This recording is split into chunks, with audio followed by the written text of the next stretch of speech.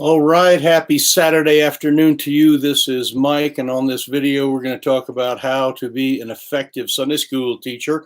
I think we all want to be effective at what we do, and today we're going to talk specifically about something that will help you, give you a little formula over the next several weeks. On Saturday here, I've been trying to get to you, give you some good things. So this is for you and how you can be an effective Sunday school teacher right there with your kids that you have, whether you are in a middle school situation, high school, whether you're all the way down into the nursery type levels or anything in between in elementary, is important for us to be effective. We don't want to be ineffective. I mean, we all know how to do that. I mean, we can come in and be boring. We can come in and be not prepared. We can come in late. We can come in drooling, or come in acting really stupid, or there's all sorts of ways to be ineffective. I think that's you can be heady, you can be proud, you can be angry. We've all been through all the things of ineffectiveness. How about let's be the best we can be for our kids, and the best that we can possibly be for our Sunday school kids. We start this process with them, and we make a huge impact on their life. And so let me give you just a couple things to help you be effective and kind of get going. I'm going to give you kind of a formula that's going to go over the next few weeks. We're going to kind of be dealing on this every Saturday afternoon, Saturday evening, trying to get these out.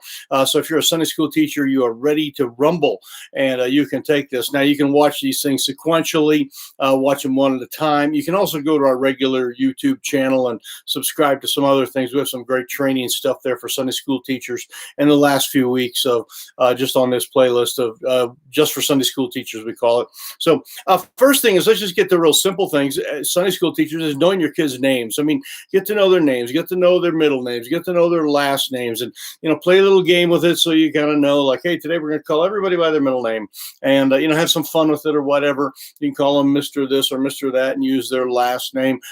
Great little tips there just for kind of getting to know them. If you're not good at names, welcome to the club. No one else in America is either, it seems like. I've never met a person who says, I'm really good with names. They always go, man, I am terrible with names. And I am too, but I just keep asking them their name, and I try to remember if it sounds like something or reminds me of something, or if it's a Bible name. Like Stephen. Oh, that's a Bible name. Yes, that's good. Is it with a PH or a V? You kind of ask a few of those questions. That's an important thing, is to get really good with their names. And if you're in a reach keep kind of church where you're getting a lot of new people in and out, you will not have the same 2 or 3 kids all the time, and you will need to know their names. So in other words, practice up, because you keep following some of the things we're doing, you're going to start seeing new young families coming in, and you will have a problem knowing all 20 kids, or however many it happens to be, kind of rotating through. And of course, remember, the new normal is people don't come to church as often as they did. That's sort of a national thing. It's not just in your community, or not just against your church, kind of like, oh, they're not faithful anymore. There's a lot of busy things that keep us going, and we're not able to make it to church as often because of travel and a variety of things. That's a different topic, but that means that you won't have kids every single week, and so learning their names when they come back. Oh, I remember you, Christopher. Good to have you back. That type of thing. So I get to know their names. I get to know where they live, and this would be you can actually go visit them, and we totally recommend that. Get to know something about their houses. I go by and maybe take a picture of their house with them. Our cameras that we have here are great tools, and you could go over to your kid's house and say, hey, I just want it for my prayer board in my room. I want to go by visit everybody this week, and what we're going to do is we're going to snap a picture of like you in front of your house, so I know that that's where you live. And just kind of a neat little thing you can do there. That's a great way, getting to know their siblings then, and brothers and sisters and other people that come to the church. That would be good. And of course, getting to know their moms and dads. Now, there's a whole lot of other training. We've talked about how to get moms and dads into church. And if you continue to watch, or if you hang out here on our site, Reaching Young Families on Facebook or YouTube site, you'll see a lot of different things on getting to know and getting parents involved. That is the gist of this entire podcast that I'm doing as well, called Young Family Things. Right now, it's the name of the podcast is the Better Sunday Podcast, but we are in a season here, a series that we're doing on in order to reach new young families, sometimes you need to do young family things. And so there's a lot of stuff about how to do that on the Better Sunday podcast. You can go find that. But get to know, like say their house, their neighborhood, their school they go to, all of those kind of things. When you take extra effort and do that, if you were to go out and visit all your kids this week and take pictures at their house, maybe find out what school they go to, what kind of neighborhood, you would not believe the impact you'll make this next Sunday when they come back, because you will have showed that idea that you know them and you like them, and they will begin to trust you. And there's just this formula we're going to go through that's going to really help you. So get to know their likes and dislikes, all that kind of stuff.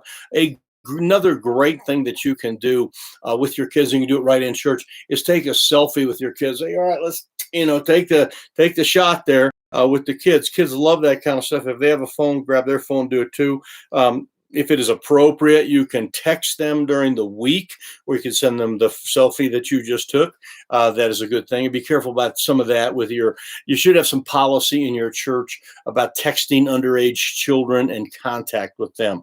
Now, we do contact underage children and invite them to different things, but we usually contact through the parents when we're especially doing any type of personal contact or inviting them via phone or Facebook or something along that line. So text them during the week. Another thing to show that you get to know them is know the things that they like. So if they are in a sporting activity, if they're in a field day event, if they're in some type of tournament or something, go to that thing if you can.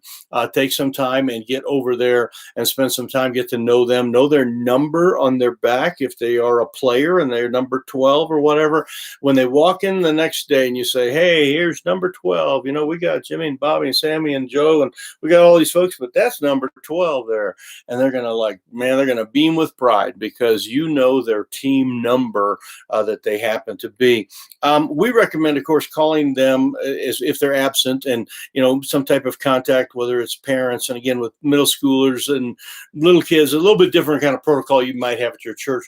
But definitely call them if they're missing and just kind of, hey, everything okay? And know that they're sick, or know that they're out of town, or know that they're at a tournament, or, know that they're with their stepdad that weekend, or, whatever it happens to be. Those are things when you know them, if you're going to be effective, it is not just about your content. It's not just about your Bible verse and not just about your flannel graph or your pictures or whatever it happens to be. It is about you knowing your kids and knowing where they've been during the week, and what has happened will make a huge, huge difference. Also, we do this often. We call them on Fridays and Saturdays and say, hey, see you on Sunday. Well, we're going to be talking about this topic, or can't wait to see you again. Man, it was a great game that you had the other night. I saw you there. But to call them and to contact them and to let them know that you care for them, that you're coming to their game, you're interested in their family, their brother, the sisters, all of that. Getting to know your kids is so important. We don't just teach at children; we teach children. We teach them they're going to make a difference. You're going to make a difference in their life. You're going to change their life forever by the more that you get to know them. So call them if they're absent. Call them if they're not there. So of course, there's some social media things you can do depending on the protocol from your church if you want to do that. And then I wrote down just another thing, and this is obvious. They need to know you as well. This is a two-way street. You need to know them, but as you are getting to know them, make sure you have a picture of your house up there. Make sure you have selfie, of you and them, and but they get to know you.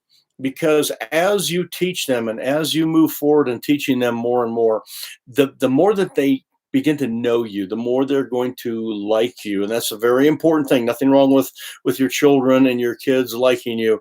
Then they're going to be able to trust you. And from there, you're going to move into this, this miraculous thing of seeing God do some transformation in their life. So get to know them, but also let them get to know you. Tell some stories when you're giving your illustrations. If you're giving an illustration about Zacchaeus or something, and how Jesus, approached Zacchaeus and said, "You come, I have something special for you."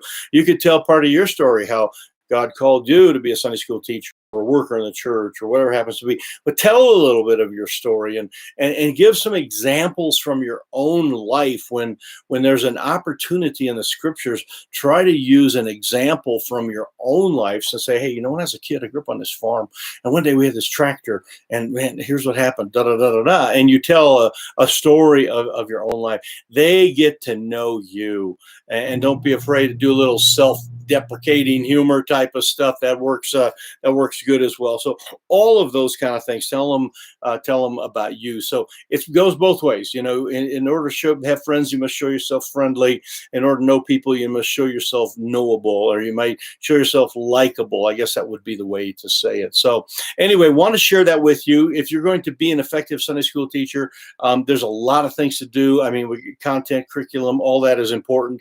But one of the things that is super important is just getting to know your kids and know your people. So this is Mike here, reachkeep.com. You can, if you're following this, please hit the like button, or there's a thumbs up thing. You can hit the like, but hit the subscribe button, a little notification. You'll get this next Saturday when we come live. But this is live, trying to do these on Saturday afternoons and evenings for our Sunday school teachers, some for just our church, and really for all our churches around the country, and getting to know your church. So I'm going to sign out for now.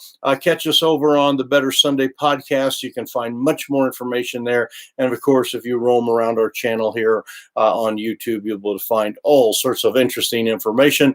We're here to help the local church. So Mr. Mike here, serving the Lord with gladness. We will see you next week.